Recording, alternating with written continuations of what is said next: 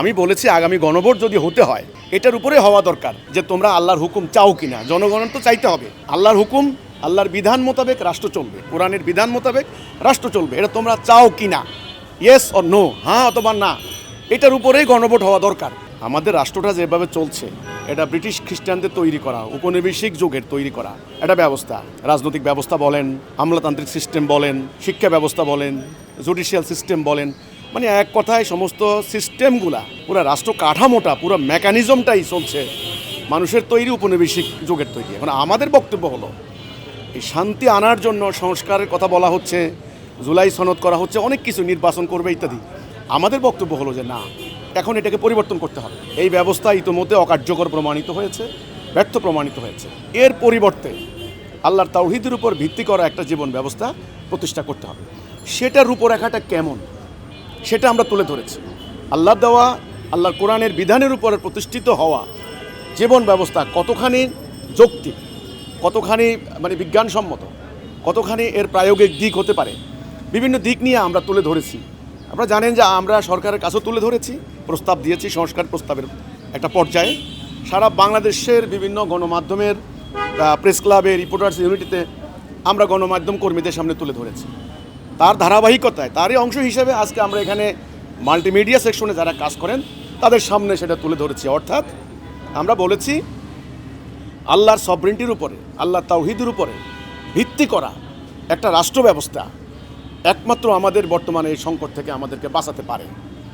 এই হলো কথাটা। অর্থাৎ যে রাষ্ট্রে কোনো সুদভিত্তিক অর্থনীতি থাকবে না, মানুষের তৈরি কোনো আইনে বিচার হবে না, আল্লাহর দেওয়া বিচার ব্যবস্থা বিচার হবে, এবং এই হানাহানির রাজনীতি, স্বার্থের রাজনীতি থাকবে না।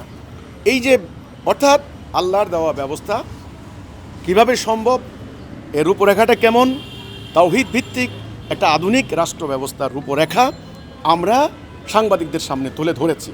আজকে এই হচ্ছে আমাদের এই মতবিনিময় সভার মূল উদ্দেশ্য। হ্যাঁ, আমি এটা বলেছি যে দেখেন আগামীতে গণভোটের কথা বলা হচ্ছে মানে জুলাই সনদ সংবিধানে অন্তর্ভুক্ত হবে কিনা এটার উপর গণভোট।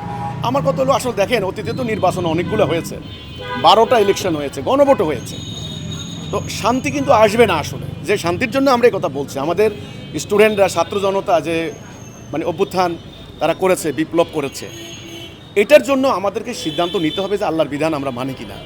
আমি বলেছি আগামী গণভোট যদি হতে হয় এটার উপরে হওয়া দরকার যে তোমরা আল্লাহর হুকুম চাও কিনা। জনগণের তো চাইতে হবে আল্লাহর হুকুম, আল্লাহর বিধান মোতাবেক রাষ্ট্র চলবে, কোরআনের বিধান মোতাবেক রাষ্ট্র চলবে, এটা তোমরা চাও কিনা, ইয়েস অর নো, হ্যাঁ অথবা না, এটার উপরেই গণভোট হওয়া দরকার। এই দাবি আমি করেছি, কারণ জনগণের ম্যান্ডেট দরকার আছে। এখন আমি চাইলাম আল্লাহর বিধান, জনগণ আল্লাহর বিধান যদি না চায় তাহলে তো এটা আমি কিন্তু চাপিয়ে দিতে পারি না। সেজন্য আমি এই গণভোটের এই প্রস্তাব করেছি।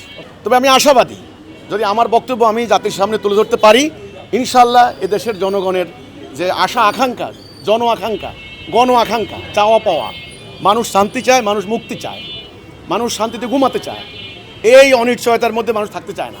এটা একমাত্র সম্ভব আল্লাহর দেওয়া দিন প্রতিষ্ঠা হলে। আমি আশাবাদী যদি আমি তুলে ধরতে পারি আমার যে মৌলিক অধিকার, যে কথা বলার অধিকার, যদি আমি জনগণের সামনে তুলে ধরতে পারি এই রূপরেখাটা, তাহলে ইনশাল্লাহ জনগণ আমার এই প্রস্তাবনার সপক্ষে রায় দিবে। এটা আমি আশাবাদী।